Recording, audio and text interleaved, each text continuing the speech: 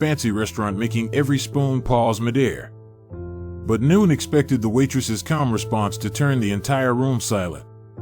It was a rainy Tuesday night when Veronica stepped into her shift at Elysian Table, one of the most expensive restaurants in the city.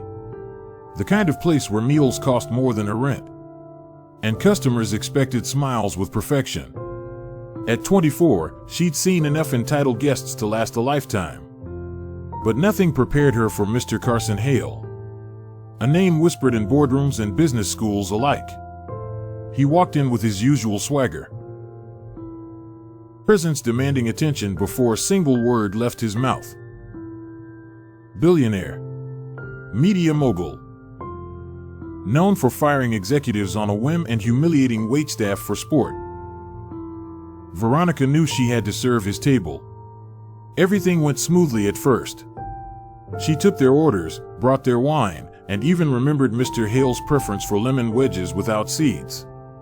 But when she returned with his filet mignon, the mood shifted.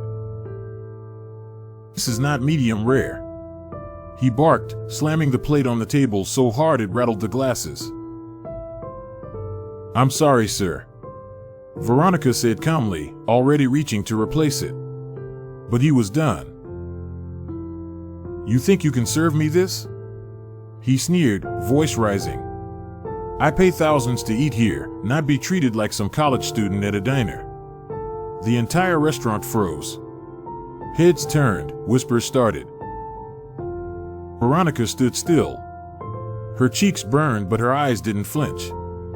She took a slow breath and replied, her voice steady, clear, and shockingly soft. "To everyone with respect, Mr. Hale, whether they're eating a sandwich or a steak. You're welcome to do the same." The room went silent. Forks hovered. Even the pianist missed a note. Mr. Hale blinked, stunned. Veronica didn't wait for a response. She gently picked up the plate, turned, and walked away with quiet dignity. She didn't know it yet, but in that moment, something deep inside Carson Hale had shifted. Veronica disappeared into the kitchen, her hands trembling slightly as she set the plate down.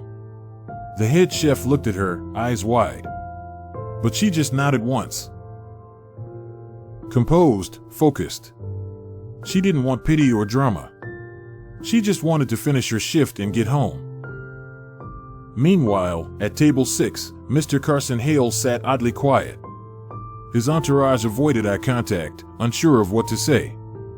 This was a man for commanding rooms, not getting put in his place by a waitress half his age, but instead of getting angrier, his fingers lightly tapped the polished wood of the table, lost in thought. A memory flashed in his mind. Something buried deep years ago, before the yachts and buildings and headlines. He was just Carson, a broke college dropout working night shifts at a small town diner. One cold night, he dropped a tray of food on a businessman in a tailored suit.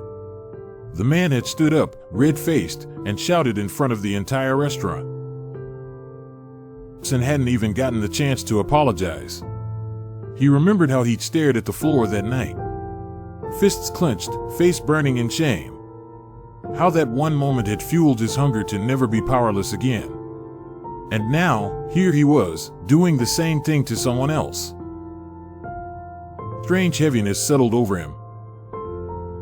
15 minutes later, Veronica returned to the table with a new plate, placing it gently in front of him. "Medium rare," she said softly. No sarcasm, no bitterness, just professional grace. He stared at her for a second too long. "Thank you," he said, and meant it. That evening, Carson didn't yell again. He ate quietly. He watched her move through the restaurant, handling other tables with care. She didn't even glance his way again. But he noticed something else.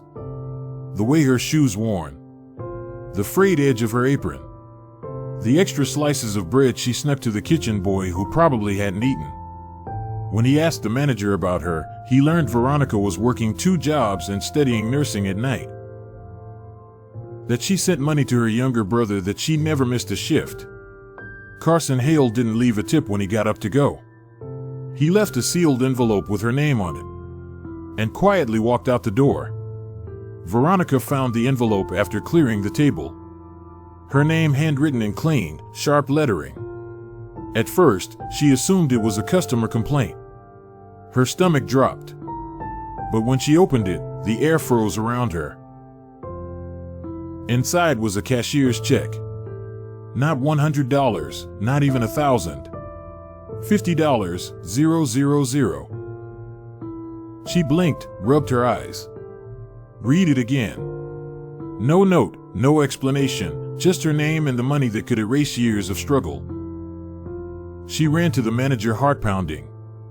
Did Mr. Hale say anything when he left? The manager shook his head. Number just smiled and said the food was great.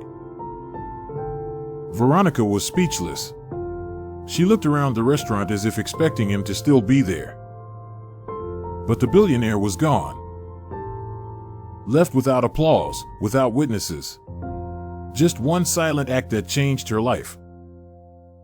Later that night, she sat in her tiny apartment, the check resting on the table next to her student loans, overdue bills, and a worn-out nursing textbook. She called her brother and cried. Not out of despair but relief. Meanwhile, across town, Carson Hale sat alone in his penthouse. For the first time in years, he wasn't thinking about profit margins or stock prices. He was remembering what it felt like to be humiliated and what it meant to dignity over pride. He wasn't used to silence after speaking. But that night, Veronica's one sentence had echoed louder than any applause. She hadn't argued. She hadn't retaliated. She had simply spoken a truth he couldn't ignore. And somehow that truth had cut deeper than anything money ever could. Months later, the bell over the diner's door jingled again. Veronica turned, wiping her hands on her apron only to freeze. It was him. Carson Hale, back in his crisp black suit, but this time different. Softer. He held no phone, no urgency, just a small envelope and a quiet smile. I never got to thank you, he said.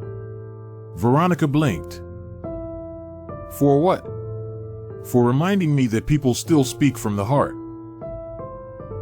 He handed her the envelope and left without waiting for a reply. Inside wasn't a check this time. It was a letter.